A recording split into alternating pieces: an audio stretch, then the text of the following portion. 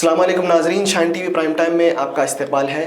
میں سید یعقوب سروش، پیش ہے آج کی تازہ خبریں۔ امریکہ اور ایران کے مابین براہ راست مذاکرات کی دوبارہ کوششیں تیز ہو گئی ہیں۔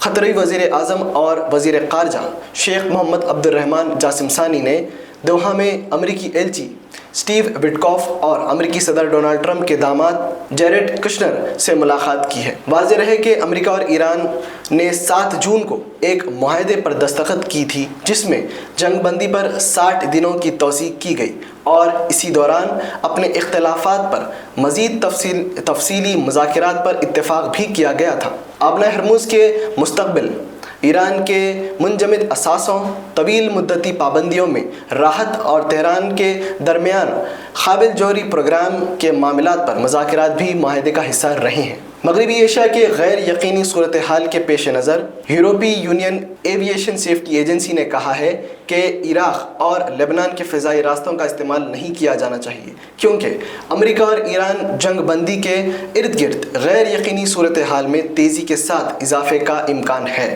کمرشل فلائٹس کو ایجنسی نے مشورہ دیا ہے کہ وہ مشرقی وسطی میں پروازوں کے دوران محتاط رہیں۔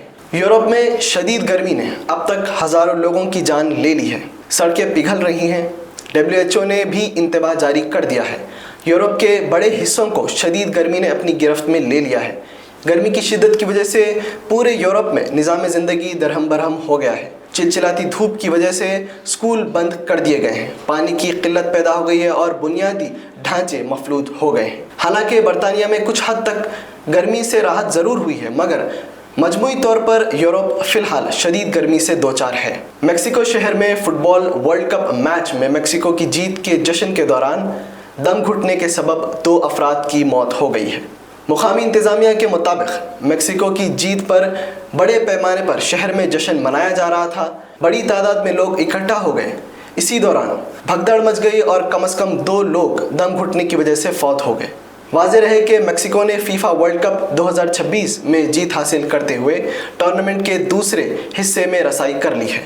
دنیا بھر میں جاری معاشی بحران کے درمیان ہندوستان میں LPG cylinders, petrol, diesel, jet fuel کی قیمتوں میں کمی لائی گئی ہے۔ ایک ایسے وقت میں جب ساری دنیا معاشی بحران کا شکار ہے اور مغربی ایشیا میں جنگ بندی کی صورتحال غیر یقینی ہوتی جا رہی ہے، تب ہندوستان میں LPG اور دیگر پیٹرولیم مصنوعات کی قیمتوں میں کمی کو ایک بڑا قدم تصور کیا جا رہا ہے۔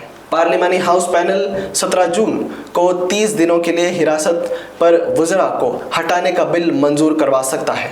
متنازع 130ویں آئینی ترمیمی بل، جس میں وزراء کو حراست میں لے کر ہٹانے کا قانون لایا جا رہا ہے، کا جائزہ لینے کے لیے تشکیل دیے گئے مشترکہ پارلیمانی کمیٹی JPC 17 جولائی کو پارلیمنٹ میں اپنی رپورٹ پیش کر سکتی ہے۔ وزیر اعظم سمیت وزیر اعلیٰ اور دیگر وزراء کو اس قانون کے مطابق اگر 30 دنوں تک کسی بھی جرم میں حراست میں رکھا جاتا ہے تو پھر انہیں عہدے سے ہٹا دیا جائے گا، جس پر اعتراضات کے بعد JPC کی تشکیل عمل میں آئی تھی اور امکان ہے کہ JPC نے اپنی رپورٹ میں متنازع شق کو برقرار رکھے گی۔ شیو سینا UBT سے علیحدگی کے بعد شنڈے دھڑے میں شامل ہونے والے سچن اہیر نے مہاراشٹرا قانون ساز کونسل نائب چیئرمین کے الیکشن میں جیت حاصل کر لی ہے۔ اہیر کی جیت اس وقت یقینی ہو گئی جب مہاوکاس اگھاڑی کے امیدوار JM ابھینکر نے اپنا پرچہ نامزدگی واپس لے لیا۔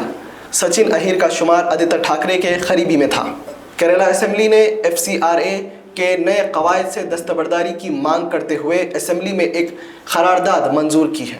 قرارداد کسی اور نے نہیں بلکہ چیف منسٹر کیرالہ CD ستیشن نے پیش کی۔ قرارداد میں FCRA کی ترمیمات کو آئینی دفعات اور قانونی اصولوں کے خلاف ورزی قرار دیا گیا ہے۔ کانگریس پارٹی نے رام مندر عطیات کی چوری کو عظیم گناہ قرار دیا ہے۔ کانگریس پارٹی لیڈر اور ڈیجیٹل میڈیا سربراہ سپریا شرینیٹ نے کہا کہ جس نے بھی رام مندر کے عطیات میں چوری کی ہے اس نے بڑا گناہ کیا ہے۔ کانگریس پارٹی نے SIT کی رپورٹ کو منظر عام پر لانے کی بھی مانگ کی ہے۔ شان ٹی وی پرائم ٹائم کا سلسلہ یہیں پر ختم ہوتا ہے۔ سید یعقوب سروش اور شان ٹی وی کی ساری ٹیم کو اب دے اجازت۔ خدا حافظ۔